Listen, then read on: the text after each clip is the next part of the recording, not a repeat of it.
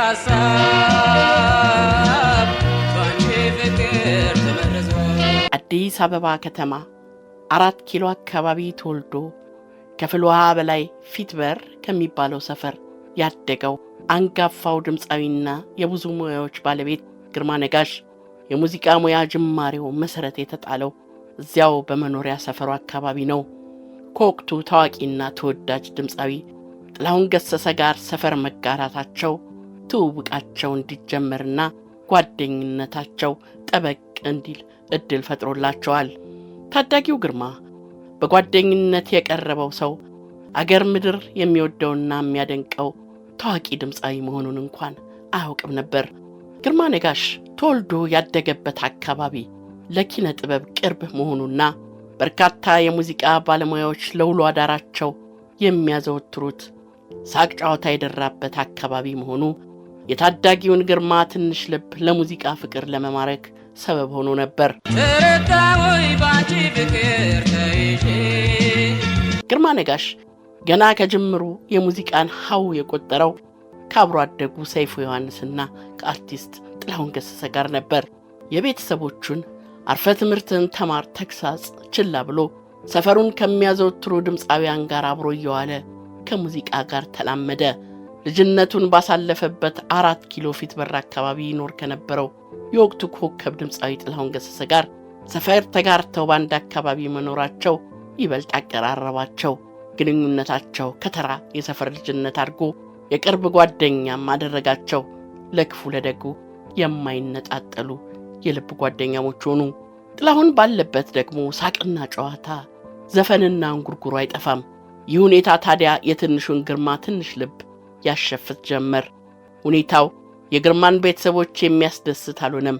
ልጃቸው ዘፈን ከሚሉት አጉል ነገር ጋር እንዲርቅና ትምህርቱ ላይ ብቻ እንዲያተኩር ደጋግመው መከሩት። ታዳጊው ግርማ ይህንን የቤተሰቦቹን ተግሳጽና ምክር ለመስማትና ከተለከፈበት የሙዚቃ ዛር ለመውጣት አልቻለም። ይግረማችሁ ብሎ ፖሊስ ኦርኬስትራ በድምፃዊነት ተቀጠረ።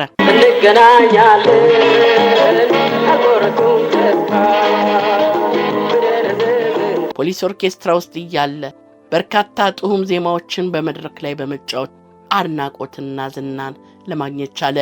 ይህ ሁኔታም በሌሎች የሙዚቃ ክፍሎች አይን ውስጥ እንዲገባ አደረገው። ብሔራዊ ቲያትር ታዳጊውን ድምፃዊ በተሻለ ደሞዝ ቀጠረው።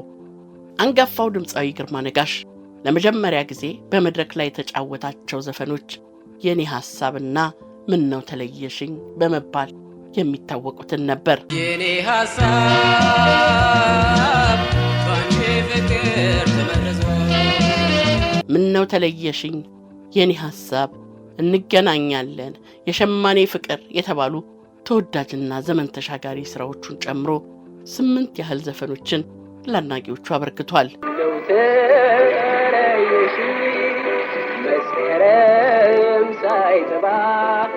ምን ነው ተለየሽኝ የተሰኘው ዘፈን በወቅቱ ትልቅ ውዝግብን ፈጥሮ የነበረ ዘፈን ነበር። ዘፈኑ የወጣው በ1954 መጨረሻ ላይ እቴጌ መነን የሞቱ ጊዜ በመሆኑ ለሳቸው የተዘፈነ ነው የሚሉ ወገኖችና ዘፈኑ የተዘፈነው ለጀነራል መንግስቱ ነዋይ ነው የሚሉ ወገኖች ጎራ ለይተው ይወዛገቡ ነበር።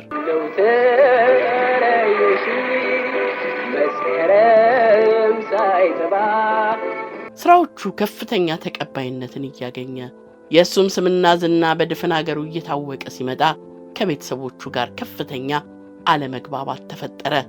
በሚያገኘው ገንዘብ ቤተሰቦቹን ለመደገፍ ቢፈልግም አባቱ የሱ ገንዘብ የተረገመ ነው፣ እኔ ቤት እንዳይቀላቀል በማለታቸው ሳይሳካለት ቀርቷል። ቀድሞውንም ተዋይሆንም ይህንን የአዝማሪነት ሥራ ትተህ አርፈ ትምህርትን ተማር የሚል ቁጣና ተግሳጽ ያልተለያቸው ቤተሰቦቹ ወይ አዝማሪነትን ወይ ቤተሰቦችን ምረጥ ብለው ፈተና ላይ ጣሉት። ይህ አጣብቂኝ ምርጫ እጅግ ያሳዘነው ግርማ የነፍሱን ጥሪ አሸንፎ የቤተሰቦቹን ፈቃድ ሊሞላ ሙዚቃና መድረክን በሐዘን ተሰናበተ።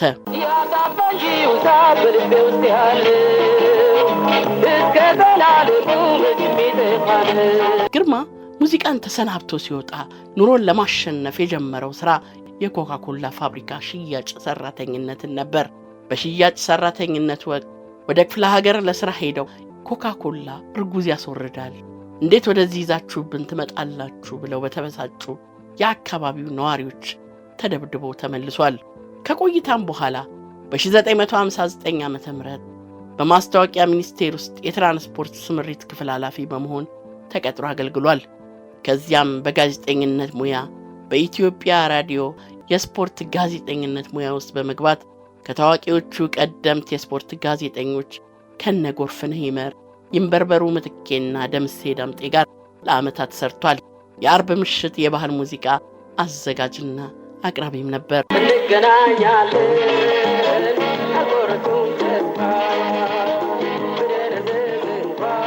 ከ60 ዓመታት በላይ የዕድሜ ባለጸጋ የሆነችውን የኔ ሐሳብ የተሰኘችዋን ዘፈን ጨምሮ የድምፃዊና ጋዜጠኛ ግርማ ነጋሽ ዘፈኖች ትውልድና ዘመንን ቦታና ሁነትን ተሻግረው ዛሬ ድረስ ይዜማሉ፣ በፍቅር ይደመጣሉ።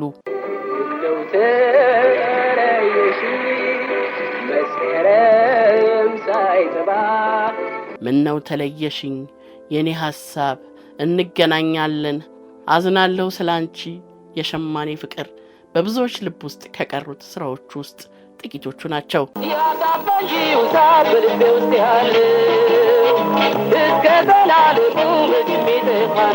ድምፃዊ ግርማ ነጋሽ ከ60 ዓመታት በፊት የተጫወታትን የኔ ሐሳብ የተሰኘችዋን ዜማ ዳግም በመድረክ ላይ ሊጫወታትና ላበረከተው ኪነ ጥበባዊ አበርክቶ ሊመሰገን በሰሜን አሜሪካ በቨርጂኒያ የምስጋና ምሽት ተዘጋጅቶለት ነበር። የኔ ሐሳብ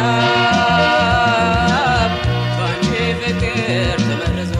በሰሜን አሜሪካ የሙዚቀኞች ማህበር የተዘጋጀለትን ሽልማትና ክብር የተቀበለው ድምፃዊና ጋዜጠኛ ግርማ ነጋሽ ለተቸረው ክብር ምስጋናውን አቅርቧል። ይህ ታላቅ ድምፃዊ በአሁኑ ወቅት በህመም ላይ የሚገኝ ሲሆን የመተንፈሻ ችግር አጋጥሞት አልጋ ላይ ውሏል። አምላክ ጤንነቱን እንዲሰጠው በምህረቱም እንዲጎበኘው እንመኛለን። እንገናኛለን አቆርጡም ተስፋ